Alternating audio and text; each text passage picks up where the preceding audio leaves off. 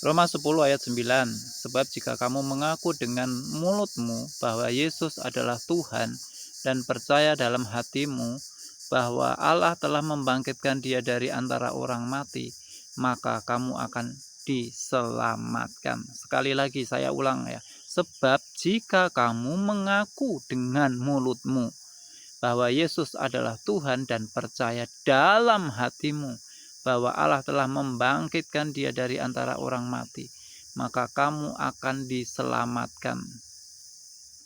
Ayat ini mengesankan, ya, mengesankan, ya, mengesankan menjadi orang Kristen itu mudah.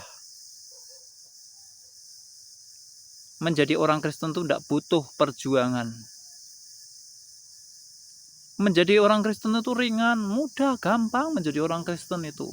Udah, pokoknya kalau KTP-nya Kristen itu pasti mati masuk surga. Gitu.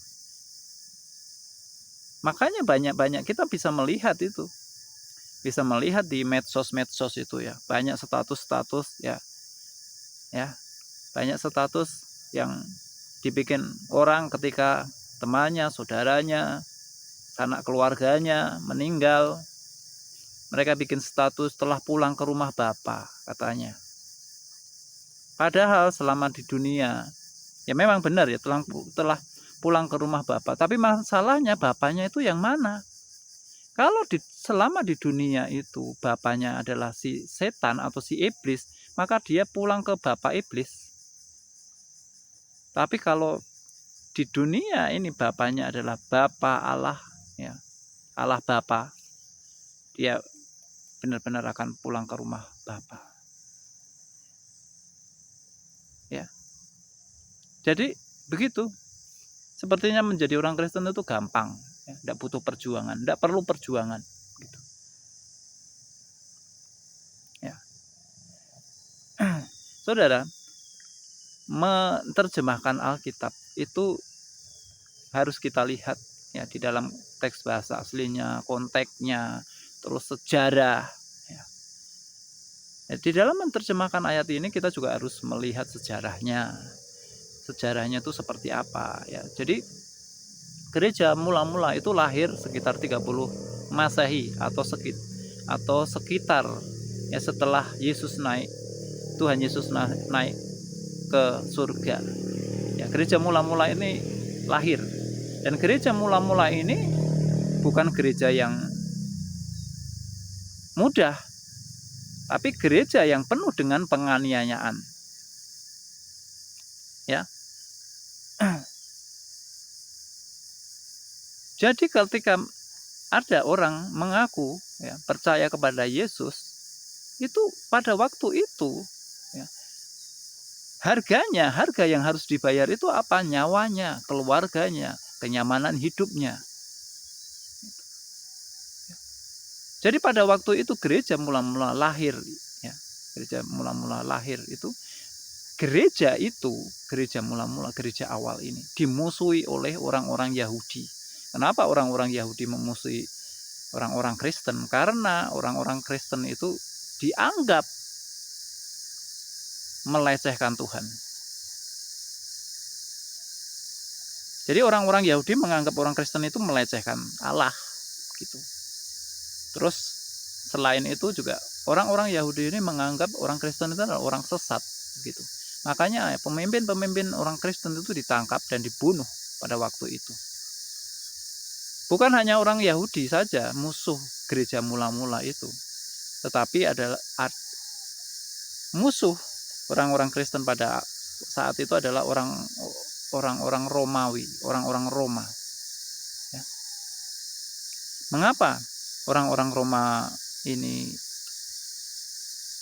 memusuhi orang Kristen? Karena begini, jadi Romawi ini kalau kita belajar sejarah ya, kita belajar sejarah itu ada yang namanya Alexander Agung. Alexander Agung itu lahir sekitar 300 sebelum Masehi atau 300 tahun sebelum Yesus lahir.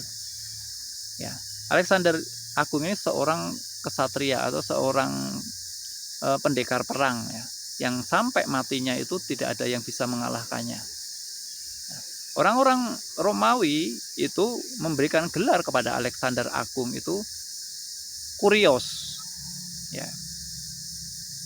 Nah, sedangkan Kurios ini adalah gelar yang sama yang diberikan orang-orang Kristen kepada Tuhan Yesus. Jadi orang-orang Kristen, gereja mula-mula pada waktu itu memberikan gelar kepada Tuhan Yesus itu Kurios juga, atau Tuhan Kurios, ya. Maka ini dianggap oleh orang-orang Romawi itu menganggap hal ini sebagai bibit pemberontakan. Makanya orang-orang Kristen pada waktu itu ditangkap dan dibunuh. Jadi barang siapa mengaku dengan mulut pada waktu itu, harganya adalah mati, nyawanya, keluarganya, anak istrinya. Ya. Jadi pada waktu itu mengaku menjadi orang Kristen itu harganya apa? Nyawanya. Ya. Jadi kalau hari ini kita mengaku sebagai Kristen terus berpikir nanti kalau mati masuk surga, itu saudara salah besar. Anda menjadi Kristen tetapi Anda tidak mau kehilangan nyawamu, Anda tidak akan pernah masuk ke dalam kerajaan surga. Anda tidak akan pernah selamat. Ya. Jadi jangan menerjemahkan ayat tersebut dengan sepertinya kekristenan itu adalah hal yang mudah dan ringan tanpa beban begitu. Ya. Lalu apakah kita hari ini harus kehilangan nyawa? Nyawa itu bukan hanya nyawa secara harafiah.